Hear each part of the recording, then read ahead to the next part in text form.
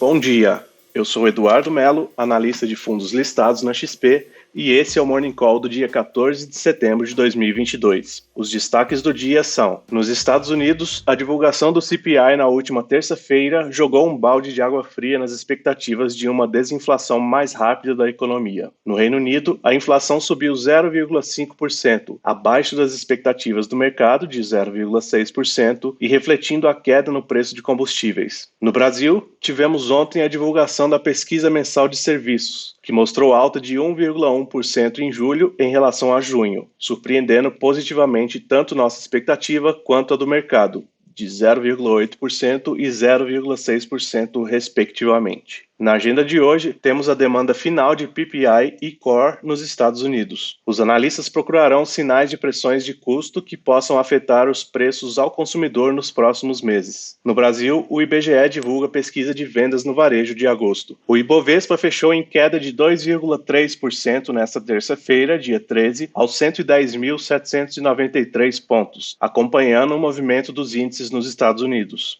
As taxas futuras de juros registraram forte alta ontem, com a divulgação dos dados de inflação dos Estados Unidos acima do esperado pelo mercado. O índice de preços ao consumidor, CPI americano, de agosto, apontou elevação de 0,1% na comparação mensal e 8,3% na base anual, podendo fazer com que o Federal Reserve continue aumentando as taxas de juros para combater a inflação. A leitura levou a um movimento de reprecificação dos títulos públicos globais, incluindo os brasileiros. O DI de janeiro 23 fechou em 13,77%, o DI de janeiro 24 encerrou em 13,155%, o DI de janeiro 25 foi para 11,92%, o DI de janeiro 27 fechou em 11,595% e o DI de janeiro 29 foi para 11,71%. A receita real do setor de serviços cresceu 1,1% em julho em relação a junho, surpreendendo positivamente tanto nossa estimativa quanto o consenso de mercado, de 0,8% e 0,6% respectivamente. Em relação a julho de 2021, os serviços cresceram 6,3%. A leitura de julho mostrou sinais mistos entre as atividades de serviços,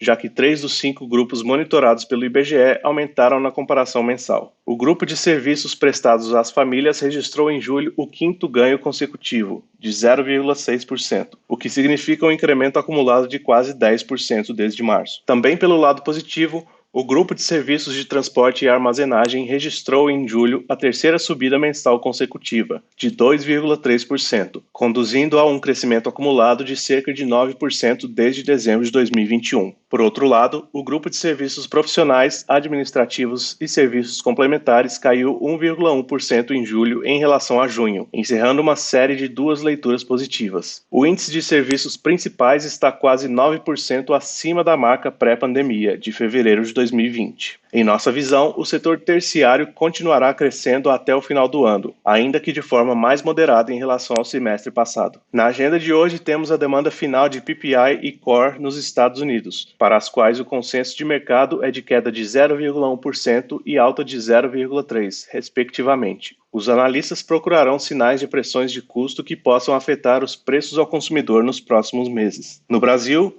o IBGE divulga a pesquisa de vendas no varejo de agosto. O consenso de mercado para as vendas no varejo restrito é um aumento de 0,2% no comparativo mensal e uma queda de 3% no comparativo anual, enquanto esperamos uma queda de 0,2% no comparativo mensal e de 4,7% no comparativo anual. Para as vendas no varejo ampliado, o consenso de mercado é de alta de 0,2% no comparativo mensal e queda de 2,3% no comparativo anual, e esperamos uma queda de 0,4% na comparação mensal e 6,4% na comparação anual. As bolsas internacionais amanhecem mistas, Estados Unidos com 0,5% e Europa em queda de 0,4%, após índices americanos registrarem o pior dia em 2 anos, impactados pela surpresa negativa nos dados da inflação ao consumidor. Os números apontaram uma inflação de 8,3% no acumulado dos últimos 12 meses, enquanto o consenso esperava 8%. Como resultado, a resiliência do aumento de preços nos Estados Unidos poderá catalisar um aperto monetário mais agressivo do Federal Reserve. Ainda nos Estados Unidos, hoje teremos a divulgação dos dados da inflação ao produtor, PPI. Na China, o índice de Hang Seng, em queda de 2,5%,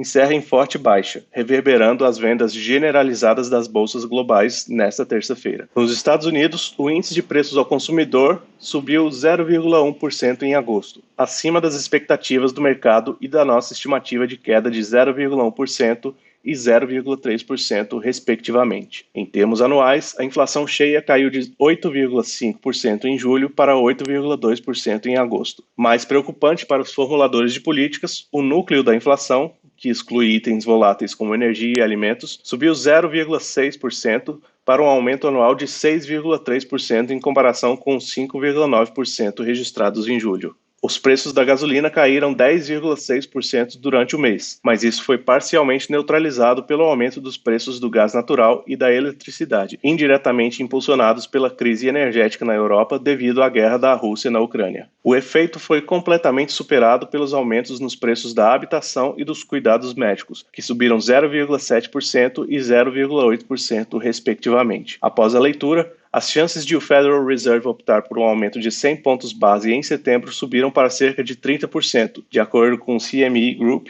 contra 0% no início da semana. A maioria dos economistas está prevendo outro aumento de 0,75 ponto percentual na taxa, o que elevaria a taxa dos fundos federais para uma nova faixa de 3% a 3,25%. Estamos revisando nossas estimativas de inflação cheia e núcleo no final do ano de 2022, para 6,4% e 5,4%, de 6,2% e 4,9% na comparação anual, respectivamente, e a taxa terminal de juros do Fed em 3,75% a 4%, ante 3,25% anteriormente. A inflação no Reino Unido caiu para menos de 10% em agosto, uma vez que a queda dos preços dos combustíveis tirou um pouco da pressão da atual crise do custo de vida. Os preços ao consumidor subiram 0,5% em relação a julho, um pouco abaixo dos 0,6% esperados, levando a taxa anual do IPC britânico para 9,9% de 10,1%.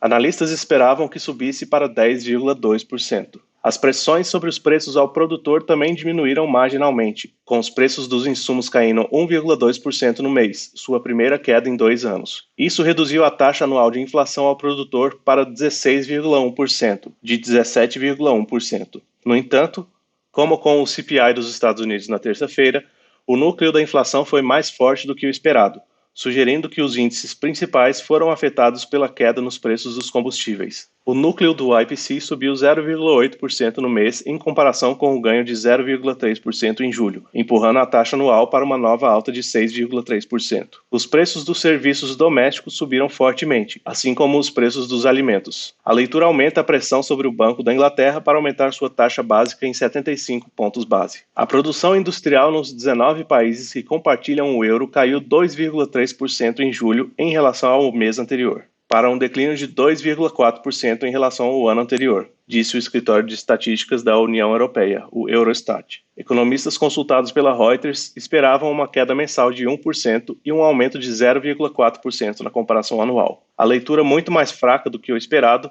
foi impulsionada por uma queda acentuada na produção de bens de capital, que são usados para fabricar produtos acabados e refletem um investimento empresarial. Os dados do Eurostat mostraram que a produção de bens de capital, que normalmente incluem edifícios, máquinas, equipamentos e ferramentas que são usados para fabricar produtos finais, caiu 4,2% em julho em relação ao mês anterior, para uma queda de 5,4% em relação ao ano anterior.